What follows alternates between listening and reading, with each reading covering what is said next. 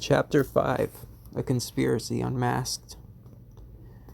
"Now we had better get ourselves home," said Mary. "There's something funny about this, I see, but it must wait till we get in." They turned down the ferry lane, which was straight and well kept and edged with large whitewashed stones. In 100 yards or so, it brought them to a wide river bank, where there was a broad wooden landing stage. A large flat ferry boat was moored beside it, and the white bollards near the water's edge glimmered in the light of two lamps on high posts. Behind them, the mist in the flat fields were now above the hedges, but the water before them was dark, with only a few curling wisps like steam among the reeds by the bank. There seemed to be less fog on the further side. Mary led the pony over a gangway onto the ferry, but the others followed. Mary then pushed slowly off with a long pole. The Brandywine flowed slow and broad before them. On the other side, the bank was steep, and up it a winding path climbed from the further landing. Lamps were twinkling there. Behind loomed up the Buck Hill, and out of it, through the stray shrouds of mist, shone many round windows, yellow and red. They were the windows of Brandy Hall, the ancient home of the Brandy Bucks. Long ago, Gorhadad, Old Buck, head of the Old Buck family, one of the oldest in the Marish, or indeed the Shire, had crossed the river, which was the original boundary of the land eastwards. He built and excavated Brandy Hall, changed his name to Brandy Buck, and settled down to become master of what was virtually a small independent country. His family grew and grew, and after his days continued to grow, until Brandy Hall occupied the whole of the low hill, and had 3 large front doors, many side doors, and about 100 windows. The Brandy Bucks and their numerous dependents then began to borrow, and later to build, all round about. That was the origin of Buckland, a thickly inhabited stripe between the river and the old forest, a sort of colony from the Shire. Its chief village was Bucklebury, clustered on the banks and slopes behind Brandy Hall. The people in the Marish were friendly with the Bucklanders, and the authority of the master of the hall, as the head of the Brandy Buck family was called, was still acknowledged by the farmers between Stock and Rushy. But most of the folk of the Shire regarded the Bucklanders as peculiar, half foreigners, as it were. Though, as a matter of fact, they were not very different from the other hobbits of the Four Farthings, except in one point. They were fond of boats, and some of them could swim. Their land was originally unprotected from the east, but on that side they had built a hedge, the High Hay. It had been planted many generations ago and was now thick and tall, for it was constantly tended. It ran all the way from Brandywine Bridge in a big loop curving away from the river to Haysend, where the Withwindle flowed out of the forest into the Brandywine. Well over 20 miles from end to end, but of course it was not a complete protection. The forest drew close to the hedge in many places. The Bucklanders kept their doors locked after dark, and that also was not usual in the Shire. The ferry boat moved slowly across the water. The Buckland shore drew nearer. Sam was the only member of the party who had not been over the river before. He had a strange feeling as the slow gurgling stream slipped by. His old life lay behind in the mists. Dark adventure lay in front. He scratched his head and for a moment had a passing wish that Mr. Frodo could have gone on living quietly at Bag End. The 4 hobbits stepped off the ferry. Mary was tying it up, and Pippin was already loading the pony up the path, when Sam, who had been looking back as if to take farewell of the Shire, said in a hoarse whisper, "Look back, Mr. Frodo. Do you see anything?" On the far stage, under the distant lamps, they could just make out a figure. It looked like a dark black bundle left behind. But as they looked, it seemed to move and sway this way and that, as if searching the ground. It then crawled, or went crouching, back into the gloom beyond the lamps. "What in the Shire is that?" exclaimed Mary. "Something that is following us," said Frodo. "But don't ask any more now. Let's get away at once." They hurried up the path to the top of the bank, and when they looked back, the far shore was shrouded in mist, and nothing could be seen. "Thank goodness you don't keep any boats on the west bank," said Frodo. Can horses cross the river? They can go 20 miles north of Brandywine Bridge, or they might swim, answered Mary. Although I never heard of any horse swimming the Brandywine, but what have horses to do with it? I'll tell you later. Let's get indoors and then we can talk. All right, you and Pippin know your way, so I'll just ride on and tell Fatty Bulger that you are coming. We'll see about supper and things. We had our supper early with Farmer Maggot, said Frodo, but we could do with another. You shall have it. Give me that basket, said Mary, and rode ahead into the darkness. It was some distance from the Brandywine to Frodo's new house at Crick Hollow. They passed Buck Hall and Brandy Hall on their left, and on the outskirts of Bucklebury struck the main road of Buckland that ran south from the bridge. Half a mile northward along this, they came to a lane opening on their right. This they followed for a couple of miles as it climbed up and down into the country. At last they came to a narrow gate in a thick hedge. Nothing could be seen of the house in the dark. It stood back from the lane in the middle of a wide circle of lawn, surrounded by a belt of low trees inside the outer hedge. Frodo had chosen it because it stood in and out of the way corner of the country, and there were no other dwellings close by. He could get in and out without being noticed. It had been built a long while before by the Brandybucks, for the use of guests or members of the family that wished to escape from the crowded life of Brandy Hall for a time. It was an old-fashioned countrified house, as much like a hobbit hole as possible. It was long and low, with no upper story, and it had a roof of turf, round windows, and a large round door. As they walked up the green path from the gate, no light was visible. The windows were dark and shuttered. Frodo knocked on the door, and Fatty Bulger opened it.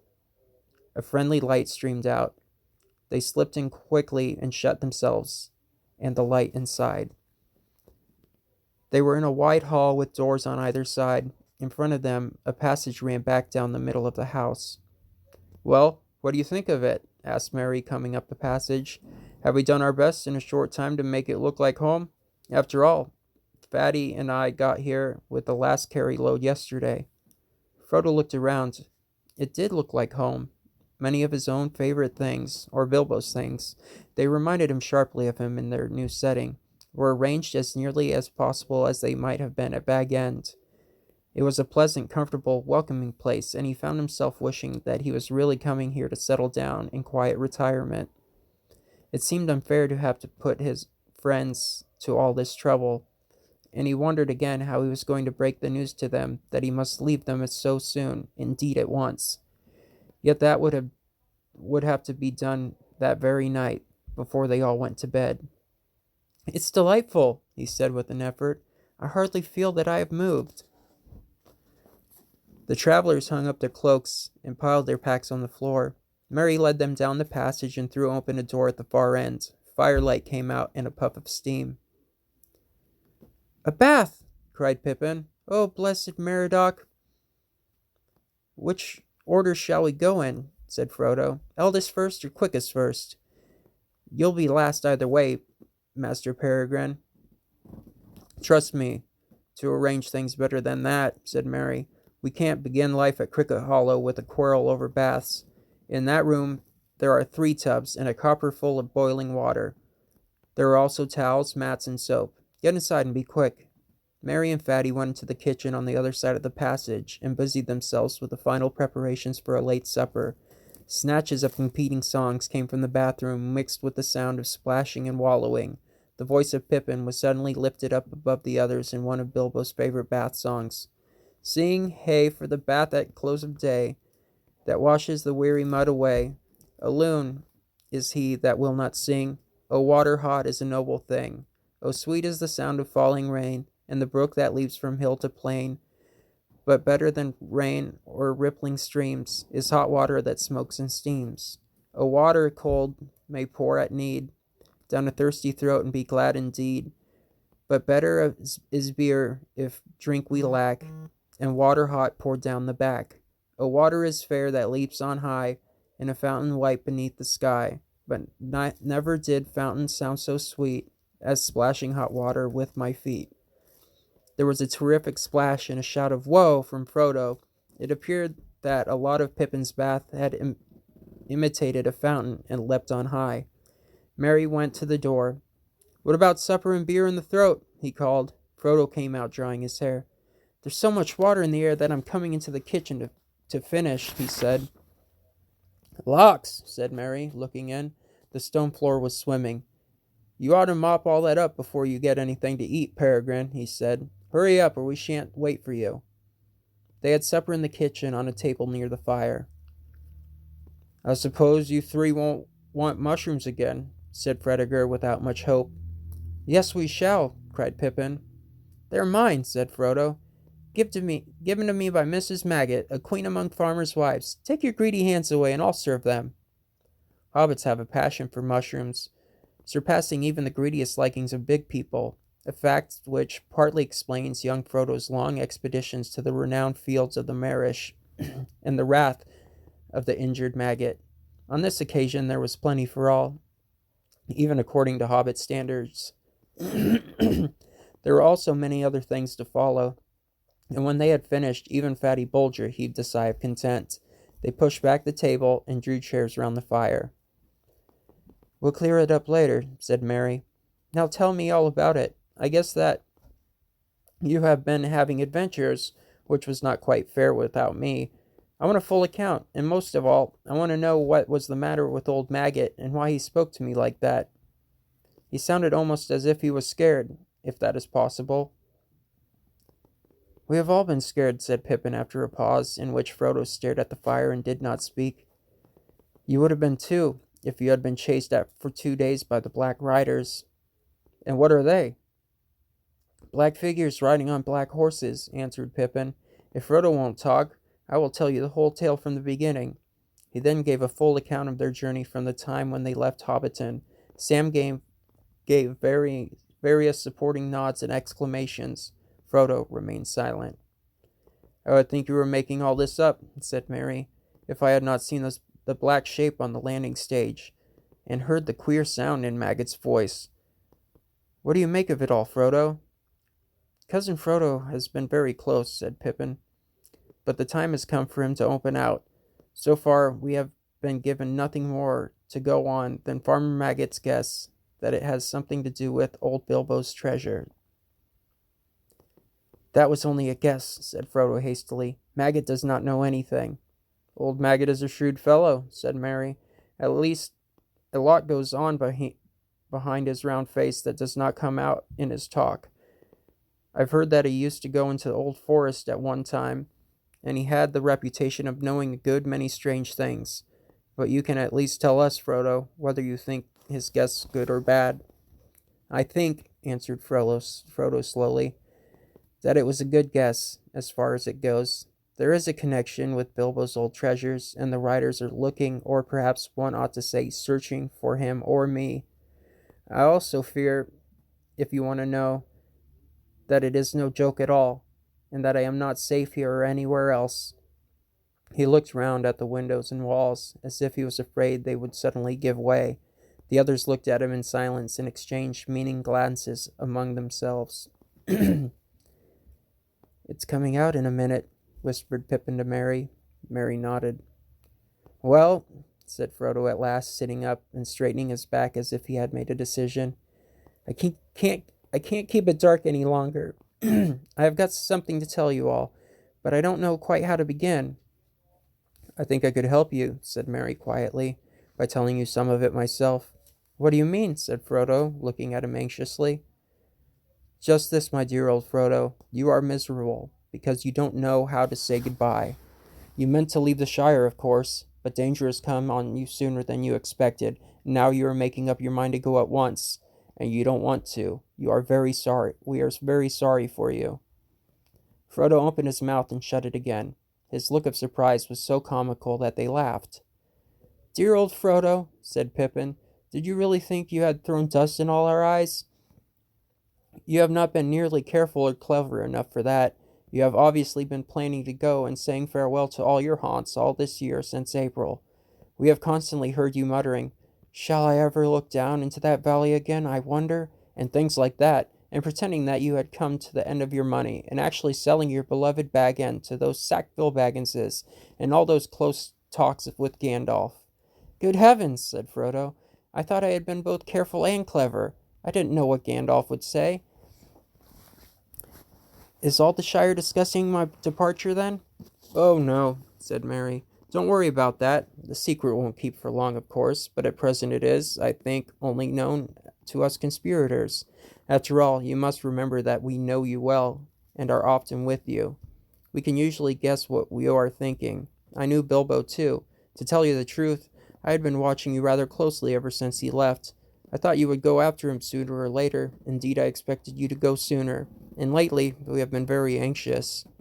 We have been terrified that you might give us the slip and go off suddenly, all on your own like he did. Ever since this spring, we had kept our eyes open and done a good deal of planning on our own account. You are not going to escape so easily. But I must go, said Frodo. It cannot be helped, dear friends. It is wretched for us all, but it is no use your trying to keep me. Since you have guessed so much, please help me and do not hinder me. You do not understand, said Pippin. You must go, and therefore we must too. Merry and I are coming with you. Sam is an excellent fellow, and won't jump down a dragon's throat to save you, if he did not trip over his own feet. But you will need more than one companion in your dangerous adventure. My dear, most beloved hobbits, said Frodo, deeply moved, but I cannot allow it. I decided that long ago, too. You speak of danger, but you don't understand. This is no treasure hunt. No, there and back journey. I am flying from deadly peril into deadly peril. Of course we understand, said Merry firmly. That is why we have decided to come. We know the ring is no laughing matter, but we are going to do our best to help you against the enemy. The ring? Said Frodo, now completely amazed. Yes, the ring, said Merry.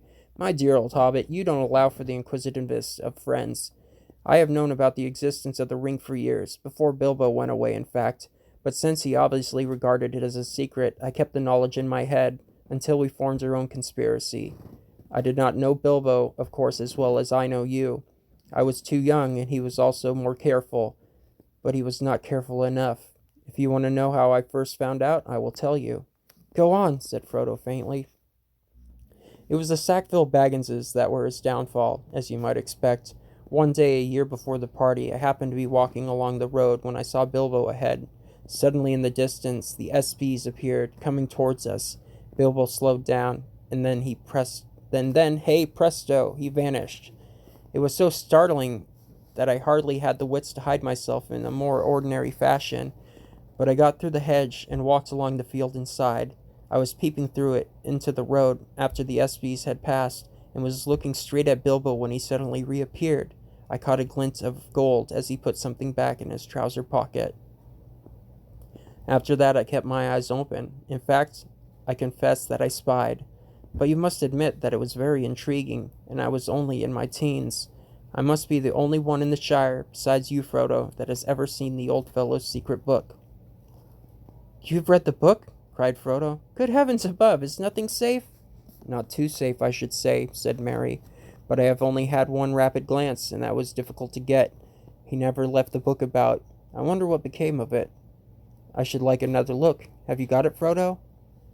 No, it was not at Bag End. He must have taken it away.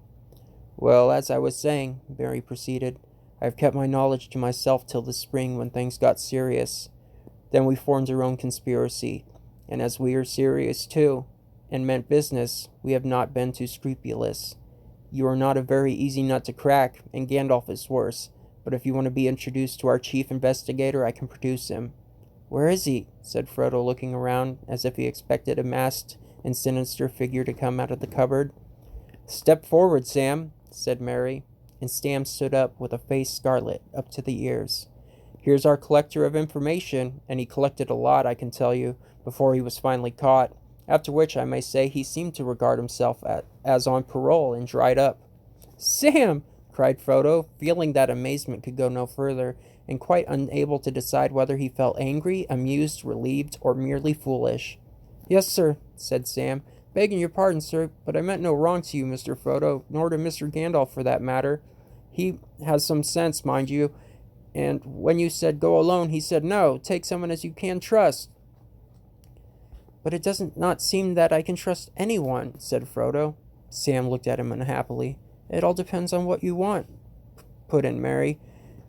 You can trust us to stick to you through thick and thin, to the bitter end, and you can trust us to keep any secret of yours closer than you can keep it yourself, but you cannot trust us to let you face trouble alone and go off without a word. We are your friends, Frodo. Anyway, there it is. We know most of what Gandalf has told you. We know a good deal about the ring. We are horribly afraid, but we are coming with you, or following you like hounds. After all, sir, added Sam, you did ought to take the elves' advice. Gildor said you should take them as a willing, and you can't deny it. I don't deny it, said Frodo, looking at Sam, who was now grinning. I don't deny it, and I'll never believe you are sleeping again, whether you snore or not. I shall kick you hard to make sure. You are a set of deceitful scoundrels, he said, turning to the others. But bless you, he laughed, getting up and waving his arms. I give in. I will take Gildor's advice. If the danger were not so dark, I should dance for joy. Even so, I cannot help feeling happy, happier than I have felt for a long time. I have dreaded this evening. Good, that's settled. 3 cheers for Captain Frodo and company, they shouted, and they danced round him. Merry and Pippin began a song, which they had apparently got ready for the occasion. It was made on the model of the dwarf song that started Bilbo on his adventure long ago, and went to the same tune. Farewell we call to hearth and hall, through windy winds may blow and rain may fall. We must away ere break of day, far over wood and mountain tall, to Rivendell where elves yet dwell, in glades beneath the misty fell. Through moor and waste we ride in haste, and whither then we cannot tell. With foes ahead, behind us dread, beneath the sky shall be our bed, until our toil is past, our journey done, our errand sped. We must away, we ride before the break of day. Very good, said Frodo. But in that case, there are a lot of things to do before we go to bed, under a roof for tonight at any rate. Oh, that is poetry, said Pippin. Do you really mean to start before the break of day? I don't know, answered Frodo. I fear those black riders, and I am sure it is unsafe to stay in one place long, especially in a place to which is known I was going. Also, Gildor advised me not to wait, but I should very much like to see Gandalf. I could see that even Gildor was disturbed when he heard that Gandalf had not appeared. It really depends on 2 things. How soon could the riders get to Bucklebury, and how soon could we get off? It will take a good deal of preparation. The answer to the second question, said Merry, is that we could get off in an hour. I have prepared practically everything. There are 6 ponies in a stable across the fields. Stores and tackle are all packed, except for a few extra clothes and the perishable food. It seems to have been a very efficient conspiracy, said Frodo. But what about the Black Riders? Could it be safe to wait 1 day for Gandalf? That depends on what you think the riders would do if they found you here, answered Merry. They could have reached here by now, of course, if they were not stopped at the north gate, where the hedge runs down to the river bank just this side of the bridge. The gate guards would not let them through by night, though they might break through. Even in the daylight they would try to keep them out, I think at any rate until they got a message through to the master of the hall, for they would not like the look of the riders, and would certainly be frightened by them. But of course Buckland cannot resist a determined attack for long, and it is possible that in the morning even a black rider that rode up and asked for Mr. Baggins would be let through. It is pretty generally known that you are coming back to live at Cricket Hollow. Frodo sat for a while in thought. I have made up my mind, he said finally. I am starting tomorrow as soon as it is light. But I am not going by road. It would be safer to wait here than that. If I go through the north gate, my departure from Buckland will be known at once, instead of by secret for several days at least, as it might be.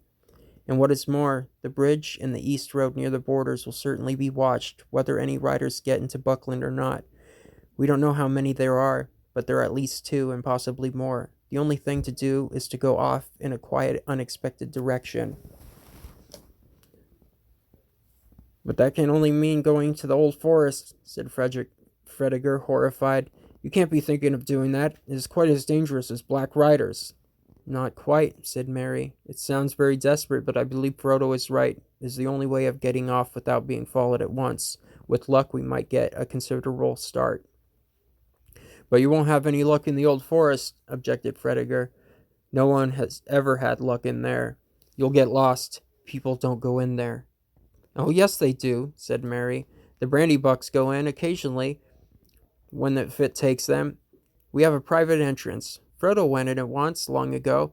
I have been in several times, usually in daylight, of course, when the trees are sleeping and fairly quiet. We'll do as you think best, said Frediger. I am more afraid of the old forest than of anything I know about. The stories about it are a nightmare, but my vote hardly counts, as I am not going on the journey. Still, I am very glad someone is stopping behind, who can tell Gandalf what you have done when he turns up, as I am sure he will before long.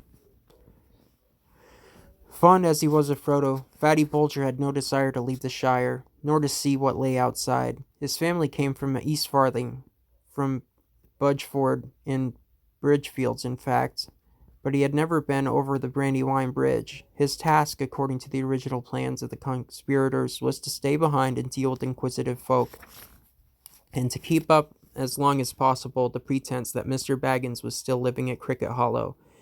He had even brought along some old clothes of Frodo's to help him in playing the part. They little thought how dangerous that part might prove. Excellent, said Frodo, when he understood the plan. We could not have left any message behind for Gandalf otherwise. I don't know whether these writers can read or not, of course, but I should not have dared risk a written message in case they got in and searched the house. But if Fatty is willing to hold the fort, and I can be sure of Gandalf knowing that we have gone, that decides me. I am going to the old forest first thing tomorrow. Well, that's that, said Pippin. On the whole, I would rather have our job than Fatty's, waiting here till Black Riders come. You wait till you are well inside the forest, said Frediger. You'll wish you were back here with me before this time tomorrow. It's no good arguing about it any more, said Mary. We have still got to tidy up and put the finishing touches to the packing before we get to bed.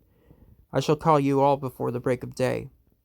When at last he had gone to bed, Frodo could not sleep for some time. His legs ached. He was glad that he was riding in the morning. Eventually, he fell into a vague dream in which he seemed to be looking out of a high window over a dark sea of tangled trees. Down below among the roots there was the sound of creatures crawling and snuffling. He felt sure they would smell him out sooner or later. Then he heard a noise in the distance. At first he thought it was a great wind coming over the leaves of the forest. Then he knew that it was not leaves, but the sound of the sea far off, a sound he had never heard in waking life, though it had often troubled his dreams. Suddenly he found he was out in the open. There were no trees after all. He was on a dark heath, and there was a strange salt smell in the air. Looking up, he saw before him a tall white tower, standing alone on a high ridge. A great desire came over him to climb the tower and see the sea. He started to struggle up the ridge towards the tower, but suddenly a light came in the sky, and there was a noise of thunder. Chapter 6, The Old Forest. Frodo woke suddenly. It was still dark in the room. Mary was standing there with a candle in one hand and banging on the door with the other. All right, what is it? Said Frodo, still shaken and bewildered. What is it? Cried Mary. It is time to get up. It's 4:30 and very foggy. Come on, Sam is already getting breakfast ready. Even Pippin is up. I'm just going to saddle the ponies and fetch the one that is to be the baggage carrier. Wake that sluggard Fatty. At least he must get up and see us off. Soon after 6 o'clock, the 5 hobbits were ready to start. Fatty Bulger was still yawning. They stole quietly out of the house. Mary went in front, leading a leaden pony, and took his way along the path that went through a spiny between the house and then cut across several fields. The leaves of trees were glistening, and every twig was dripping.